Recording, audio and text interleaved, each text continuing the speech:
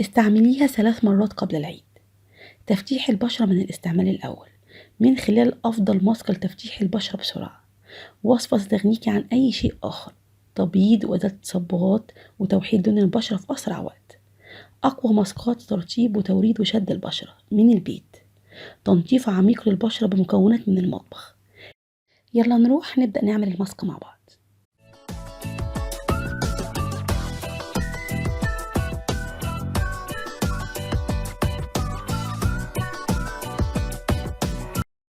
ازيكم عاملين ايه؟ يا رب تكونوا بخير وفي احسن حال. وقبل ما ابدا وصفتنا النهارده ما تنسوش تعملوا لايك للفيديو لو عجبكم، واشتركوا في القناه وفعلوا الجرس علشان يوصل لكم اشعار مع كل وصفه جديده. هنعمل النهارده ماسك بيبيض ويشد البشره، نتيجته مذهله هتلاحظيها من اول مره استعمال. داومي على هذه الوصفه وتشوفي وجهك مبهر يوم العيد. المكون الرئيسي في وصفتنا هو البانت ذكر. عملنا منه قبل كده كريم ليلي وغسول للبشرة. هسيب لكم اللينك في صندوق الوصف. النهاردة هنعمل منه ماسك.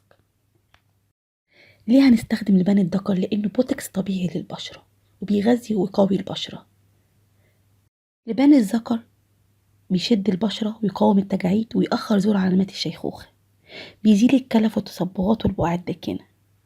بيحارب حب الشباب ويمنع ظهورها. يمنح البشرة نعومة وترطيب ونضارة. أول خطوة في عمل الماسك هنعمل مع بعض منقوع لبان الذكر. هنعمل كمية تكفينا أسبوع. هنحتاج معلقتين كبار من لبان الذكر، وهنضعهم في علبة أو برطمان زجاجي يكون ليه غطا، وتضيفي عليه كوب ماء ساخن.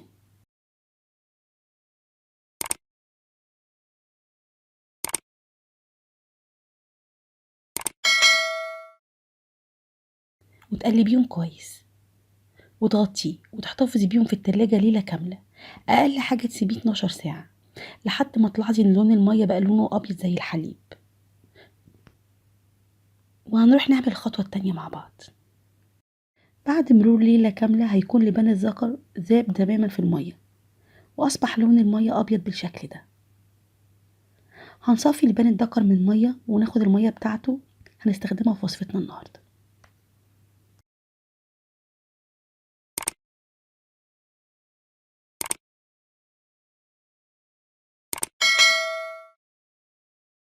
هنبدأ نخلط مكونات الماسك مع بعض. هنجيب طبق فاضي، وأول مكون معانا هو الخميرة الجافة، خميرة المخبوزات. مش قادرة أقول لكم مفيدة قد إيه للبشرة، بجد سحر للبشرة ومش مضرة نهائي زي ما بيقولوا للبشرة. الخميرة الجافة مفيدة جدا للبشرة، وتقدروا تعملوا سيرش على جوجل وتعرفوا فوائدها للبشرة كويس. هنضيف معلقة من الخميرة الجافة. الخميرة بتغذي البشرة لأنها بتحتوي على فيتامين بي، بترطب البشرة وبتعمل على تفتيح البشرة وإزالة البقع، وبتشد البشرة وبتحارب التجاعيد، بتعالج حب الشباب وبتمنع ظهورها. المكون اللي بعد كده هنضيف معلقة من نشا الذرة أو الكورن فلاور أو المايوزينا كما يسمى ببعض الدول، ونقلبها كويس مع الخميرة.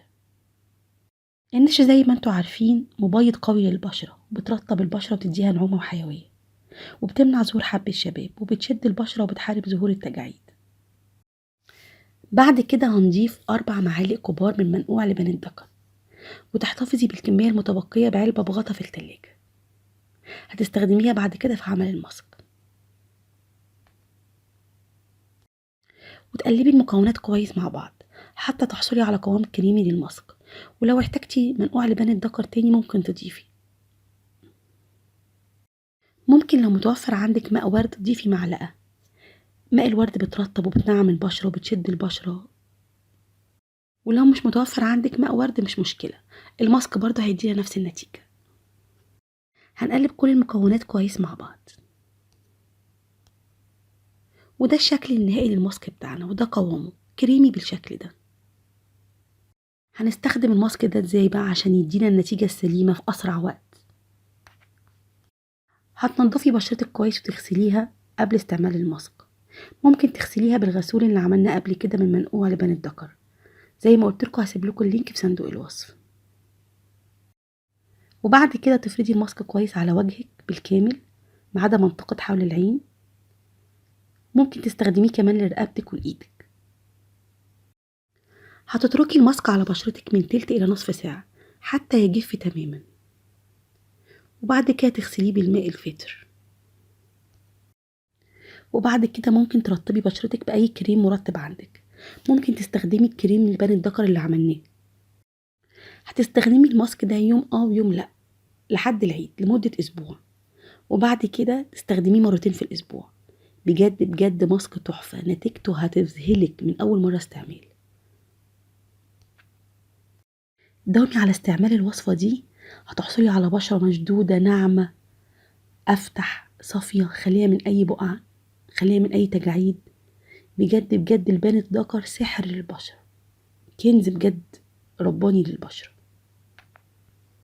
داومي على استعمال هذه الوصفة لمدة أسبوع، هتحصلي على بشرة ناعمة صافية مشدودة خالية من أي تجاعيد.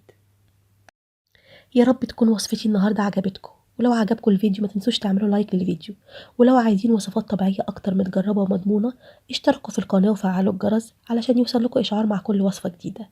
ولو حابين تفيدوا غيركم شيروا الفيديو واعملوا مشاركة لحبايبكم.